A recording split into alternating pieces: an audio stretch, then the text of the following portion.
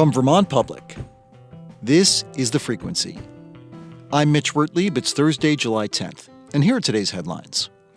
New limits on which private schools are eligible for publicly funded tuition went into effect last week as part of Vermont's sweeping education reform law. But critics of the legislation argue it may not meaningfully curtail the flow of public money to independent schools. Representative Rebecca Holcomb, a Norwich Democrat, points out that no community that uses vouchers has lost access to private school choice. Holcomb says their pick of schools may be more limited, but they don't have to choose a public option. If kids in Heartland can't go to Kimball Union Academy, do they choose the Sharon Academy? Do they choose Stratton Mountain Academy? Do they go to St. Johnsbury and Board? Do they go to Hartford High School? I don't know. Those are things that we just don't know because those kids still get to exercise that choice. The Vermont Agency of Education is at work finalizing the list of schools that can still access public funds. A state trooper shot and killed a man who appeared to be in a mental health crisis in Putney on Monday. Vermont State Police say they responded to calls that Scott Garvey was exhibiting concerning behavior and making threatening statements. VSP says Garvey barricaded himself in his apartment when police arrived and made statements about self-harm. When police entered Garvey's apartment, they saw him holding an object they believed was a firearm. Garvey did not respond to commands, police say, and Trooper Peter Romeo shot and killed Garvey. Police did not find any firearms in his apartment. Romeo is currently on paid administrative leave. The Attorney General's office and county prosecutors will conduct an independent review of the incident. One of the state's largest social service providers announced cuts to programs in the greater Burlington area and St. Albans after several years of multi-million-dollar losses. The Howard Center serves thousands of clients with mental health needs, substance use disorders, and developmental disabilities. Sandy McGuire, the executive director, says they'll be consolidating and closing programming starting in September through the end of the year. All of these things are important and valuable and meaningful to folks' lives, which just make it, it's always tricky decisions, but it makes it that much harder. Howard Center will close a day program for adults with major mental illness in Burlington, along with an outpatient center in St. Albans for people with substance use disorders. The organization will also no longer offer several temporary housing units in Burlington and Essex. The changes will eliminate nearly 30 staffed positions and several other vacant roles. And finally, the Vermont Green FC soccer club moved to a record of 11 wins, no losses, and 2 ties after a big win against the Albany Rush on Tuesday night. The Green scored a whopping 7 times, beating Albany 7-0 in their final regular season home game of the year. Green co-captain Zach Zenge scored 3 goals to complete a hat trick in front of a sold-out Virtue Field crowd. The Green now hold a 3-point lead over the next best team in the Northeast Division.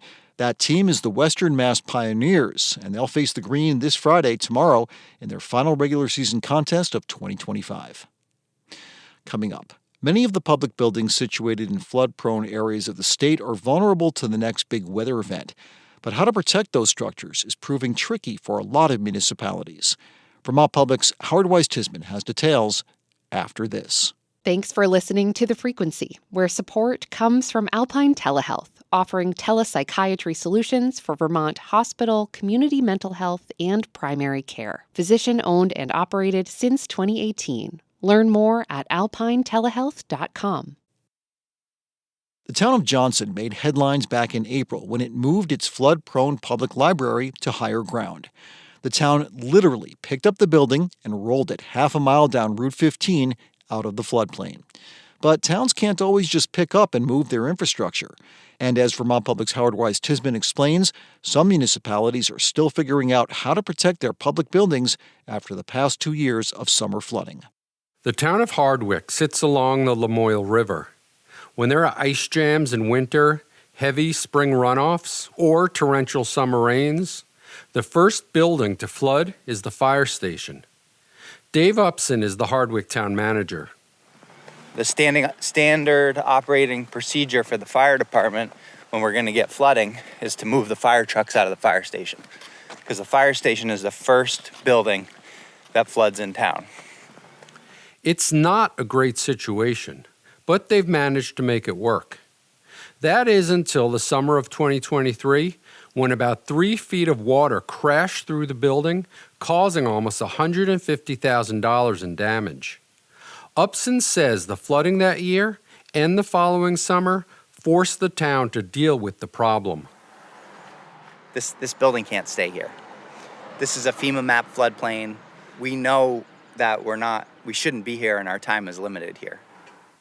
Hardwick has stabilized the building, but it's holding out for a long-term solution. The town is pursuing what's known as an alternative project with FEMA, which would let it use federal money to build a new fire station on higher ground instead of rebuilding on the same site. FEMA projects always take time, and they can get mired down in red tape. But a project like this is even more complex. Instead of just rebuilding something where it stands, they're considering taking some money and potentially building something somewhere else. Well, that does become complicated. Mark Johnson is with Vermont Emergency Management, and he says Vermont was one of the first states in the country to use this FEMA program when it rebuilt the state complex in Waterbury after Tropical Storm Irene. After a disaster hits, municipalities have to keep their services going, and they're even more busy cleaning up and helping their residents.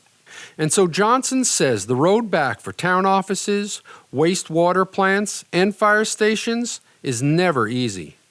What FEMA would prefer would be the disaster hits, you fix it back, and they just cut you a check right there and you're done. But rarely does that happen. Hardwick is still in negotiations with FEMA about its fire station and wastewater plant.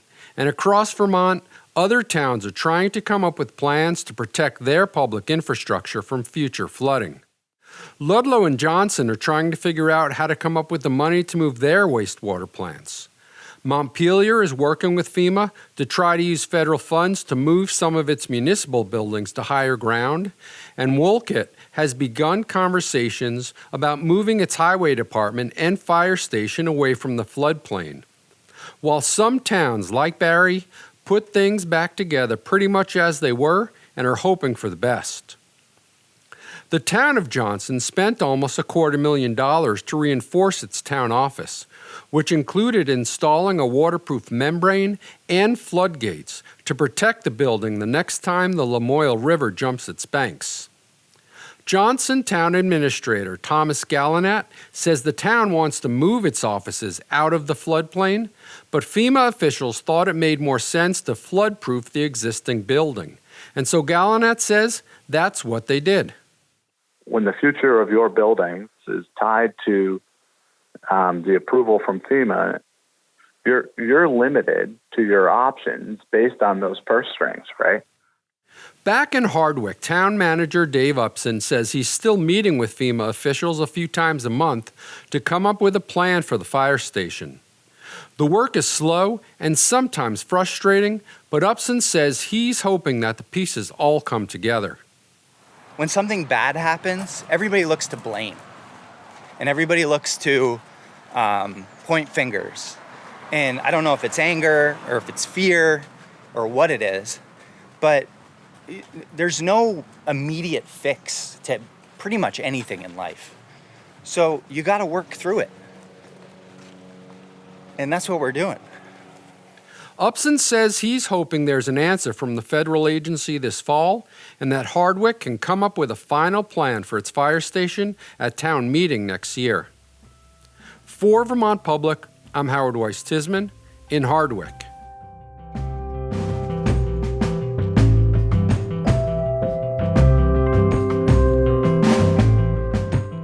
Thanks for listening to The Frequency today. We had additional reporting from Lolo Dufour, Lexi Krupp, and Nathaniel Wilson.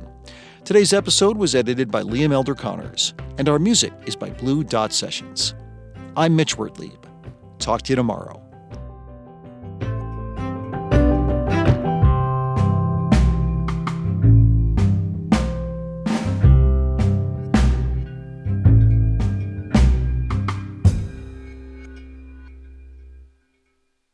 These days, there's so much news, it can be hard to keep up with what it all means for you, your family, and your community. The Consider This podcast from NPR features our award-winning journalism. 6 days a week, we bring you a deep dive on a news story and provide the context and analysis that helps you make sense of the news.